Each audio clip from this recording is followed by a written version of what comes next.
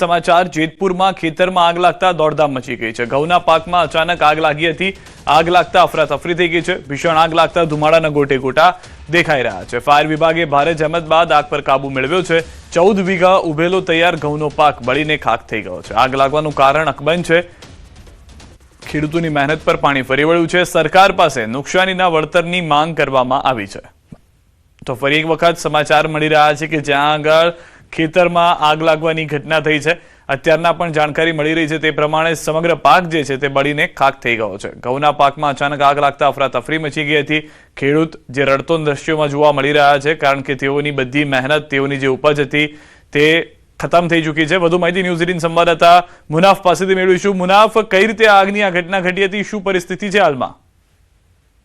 बिल्कुल चौक्कस सीधा जेतपुर पंथक में खेडूतना आखा वर्ष की मेहनत पानी में फरी वળી હતી। तैयार घऊना पाक में भीषण आग लगी थी। जेतपुर खीरसरा रोड पर आवेल डाइंग पासेना खेतर में अचानक विकराल आग भभवी उठी थी અને અફરાતફરીનો માહોલ જોવા મળ્યો તો ખેડૂત રમેશભાઈ ચનાભાઈ લુણાણીયા અને તેમના કાકાના ખેતરમાં ઉભેલા ઘઉંના તૈયાર પાકમાં આગની લપેટામાં આવી હતી ને જોતા આગ એટલી બધી વિકરાળ બની કે આશરે 14 વીઘા જમીનનો લહેરાતો સોના સમાન ઘઉંનો પાક બળીને ખાક થઈ ગયો હતો। આગનું ચોક્કસ કારણ હજી સીધા હજુ અકબંધ છે, પણ રોડ પરથી કોઈ અજાણ્યા કારણસર આગ ખેતરમાં લાગી હોય તેવું પ્રાથમિક અનુમાન મળે છે। ખેતરમાં વાવેતર કરનાર રાત દિવસ એક કરી પરસેવો પાડનાર ભાગ્યા ખેત મજૂરના પરિવાર આખા વર્ષની મહેનત પાણીમાં વહી ગઈ હતી। પોતાની નજર સામે રોજીરોટી અને પાક બળીને ભયભૂત થતા જોઈને ખેત મજૂરના પરિવારો તેમના બાળકો ધુસકે રડી પડ્યા હતા।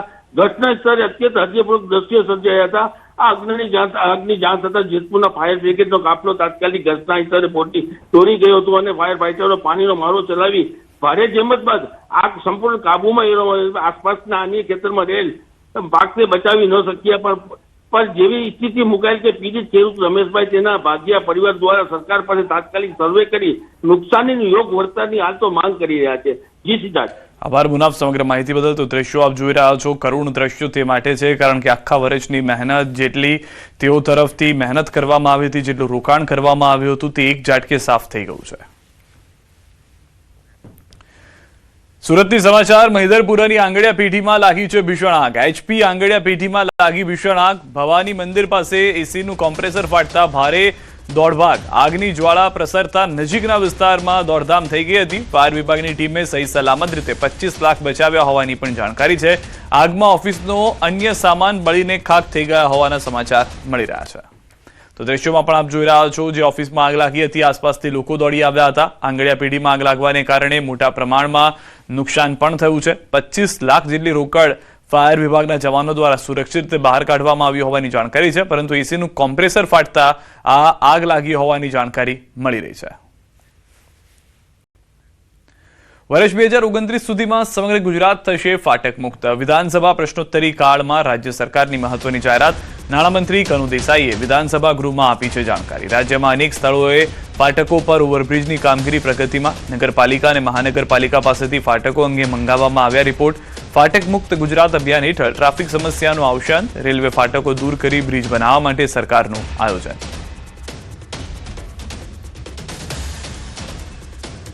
અને હવે વાત કરીએ અંગ દજાડતી ગરમીની।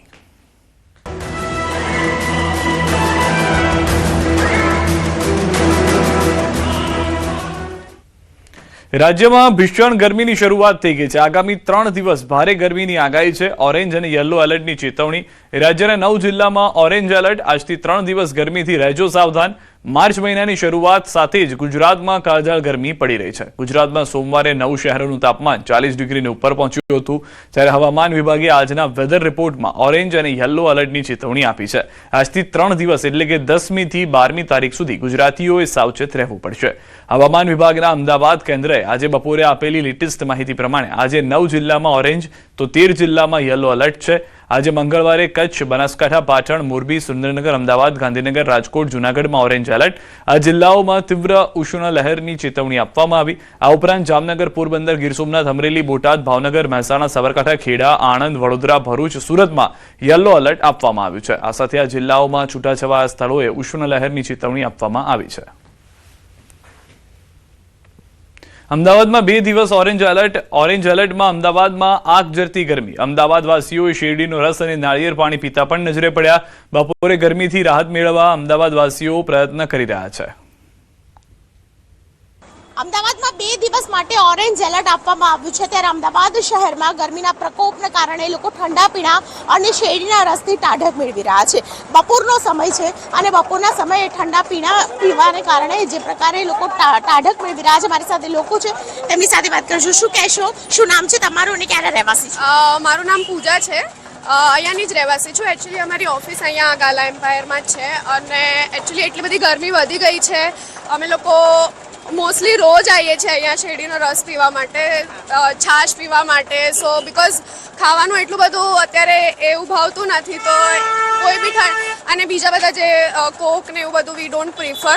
અમે નેચરલ ડ્રિંક જ પ્રિફર કરીએ છીએ અને આ જે છે શેરડીનો રસ બી બહુ સરસ બનાવે છે, તો અમે એવું જ પ્રિફર કરીએ કે શેરડીનો રસ પીએ યા છાશ પીએ અને મતલબ હેલ્ધી વસ્તુ પીએ. સો ઓલ્ટરનેટિવમાં જે પ્રકારે ટ્રાફિક પણ વધી રહ્યો છે અને ધીમે ધીમે અકળામણ.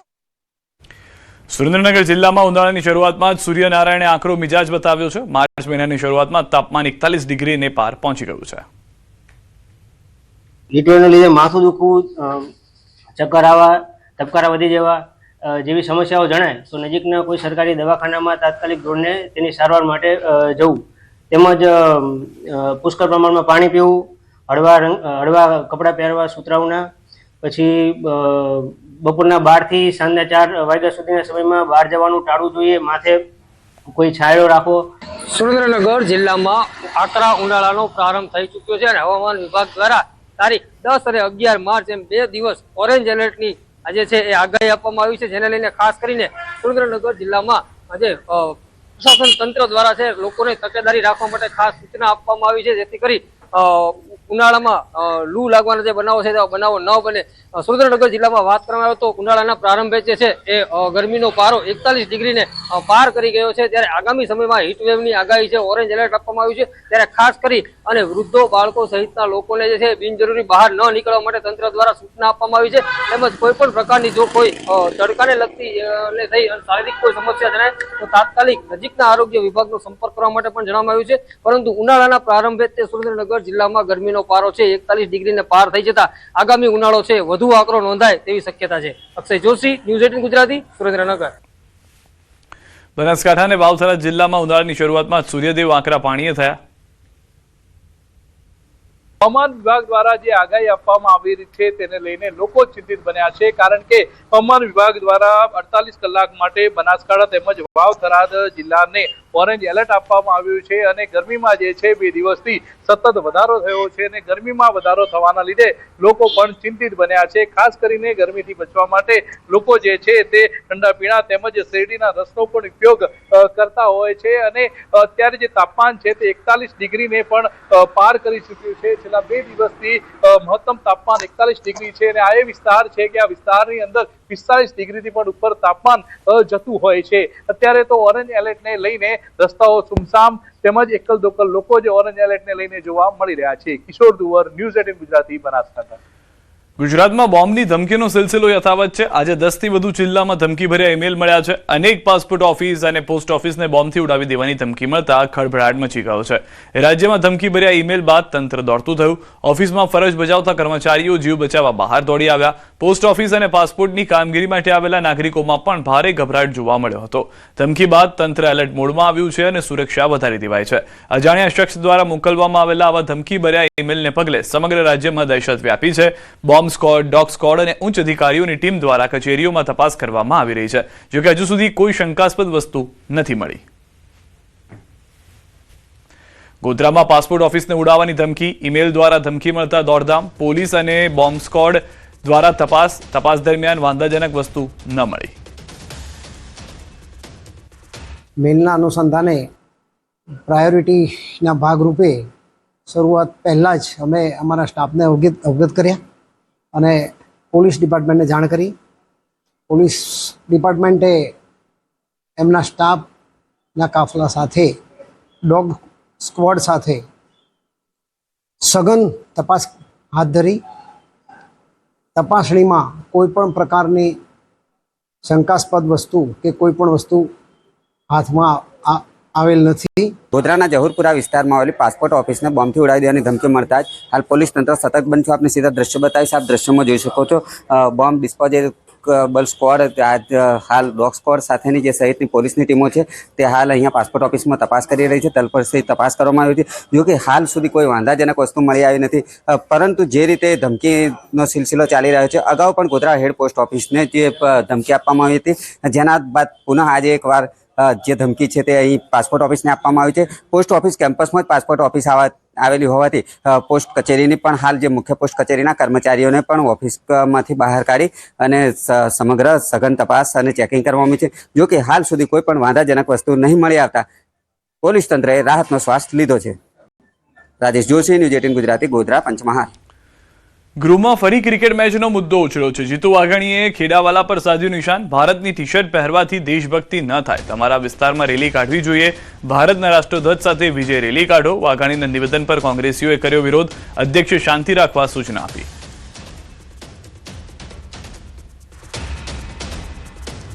વિધાનસભા ગૃહમાં થયેલા ચર્ચા દરમિયાન ધારાસભ્ય ગોપાલ ઇટાલિયાએ ગિરનાર પરિક્રમા રૂટને ડેવલપ કરવાની માંગ કરી છે. પરબધામ, બેલખા, રૂપલધામ, રામપરા સહિતના ધાર્મિક યાત્રાઓમાં સુવિધામાં વધારો કરવાની માંગ છે. વેલનાથ બાપુ જન્મસ્થળ પલાસના ગામનો વિકાસ કરવાની માંગ છે. મત વિસ્તારમાં ધાર્મિક સ્થળો સહિત સંત મહંતના આશ્રમોમાં વ્યવસ્થા કરવામાં આવે જેથી લોકો તેની મુલાકાત કરી શકે. તો વિસાવદરમાં લાઇબ્રેરીની પણ માંગ કરી છે. આમ આ બેઠકમાં ગોપાલ ઇટાલિયાએ માંગ કરતા નજરે પડ્યા.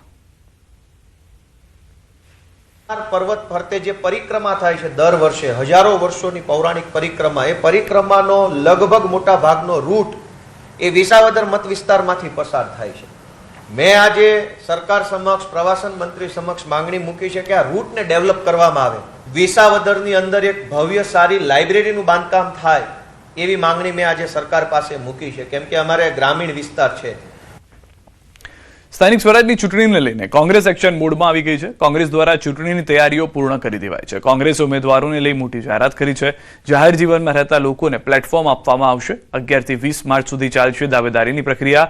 15 મનપાએ માટે કોંગ્રેસે જાહેર QR કોડ કર્યો છે અને QR કોડથી ઉમેદવારી નોંધાવી શકાશે. તો કોંગ્રેસ દ્વારા ચૂંટણી સમયે જ મેયરની જાહેરાત કરવામાં આવશે. કોંગ્રેસ પાર્ટી તમને એક પ્લેટફોર્મ આપવા માંગે છે જ્યાંથી તમે સ્વચ્છ અને સારો વહીવટ કરવા માટે ભાગીદાર થઈ શકો છો. ભ્રષ્ટાચાર સામેની લડાઈનું નેતૃત્વ લઈ શકો છો.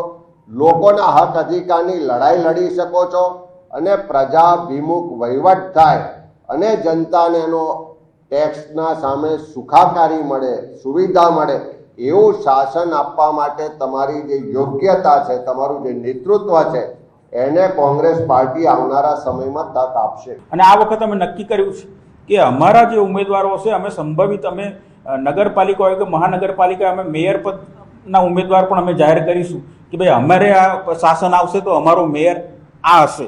એ રીતનું પણ અમે જાહેરાત આ વખતે કરવા જઈ રહ્યા છે.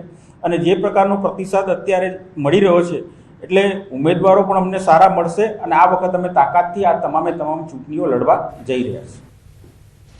ભાજપ પ્રવક્તા અનિલ પટેલના કોંગ્રેસ પર પ્રહાર. કોંગ્રેસ પ્રમુખ અમિત ચાવડા પર સાધ્યું નિશાન. સ્થાનિક સ્વરાજની ચૂંટણીને લઈને આપ્યું નિવેદન. કોંગ્રેસ યુવાનોને ભ્રમિત કરવાની વાતો કરે છે. કોંગ્રેસ પાસે 10,000 ઉમેદવારો ન હોવાનો દાવો. કોંગ્રેસને ઉમેદવારો શોધવા QR કોડ મૂકવા પડે છે.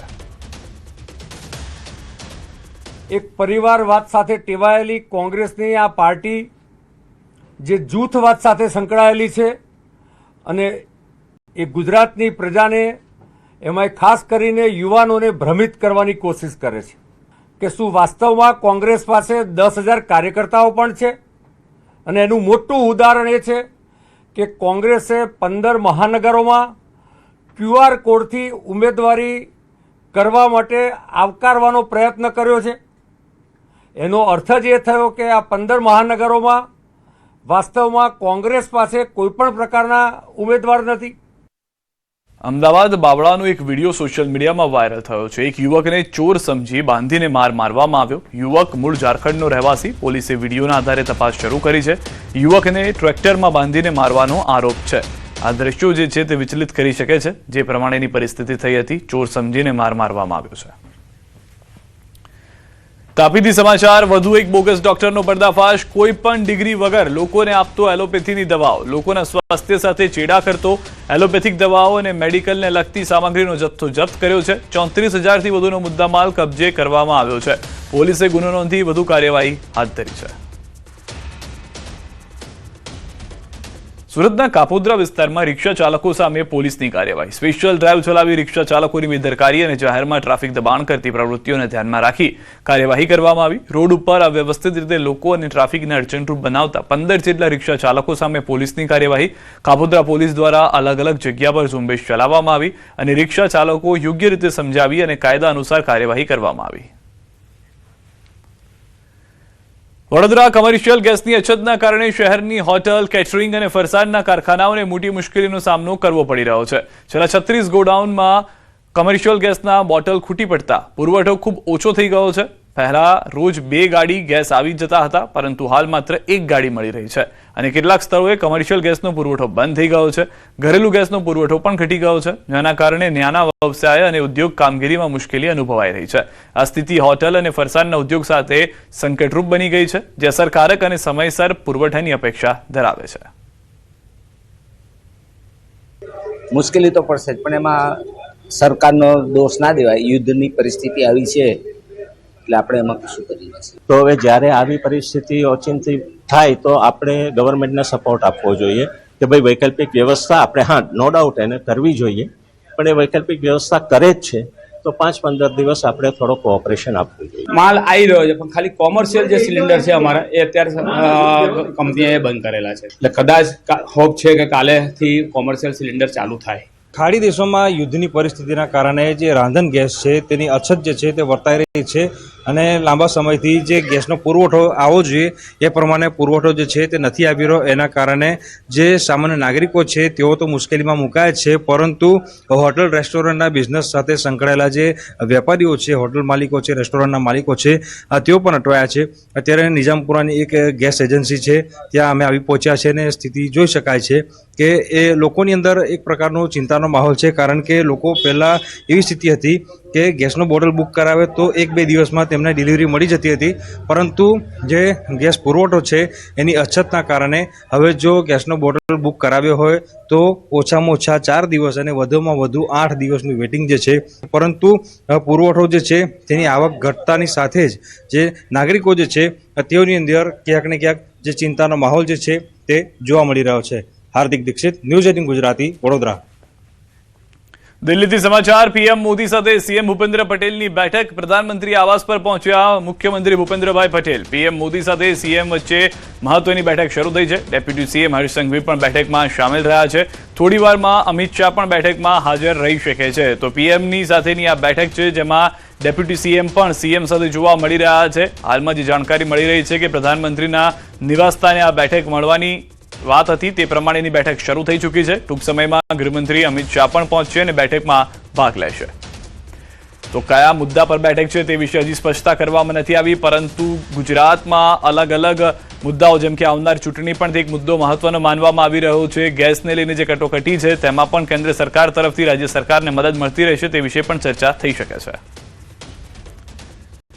યુદ્ધના કારણે ગેસ સપ્લાયર્સને કમર્શિયલ સપ્લાય બંધ કરવાની સૂચના મળતા ફફડાટ ફેલાઈ ગયો છે હોટલ રેસ્ટોરન્ટ એસોસિએશનના પ્રમુખ નરેન્દ્ર સોમાણીએ ગેસ પુરવઠો ખોરાવવાની ભીતિ વ્યક્ત કરી હતી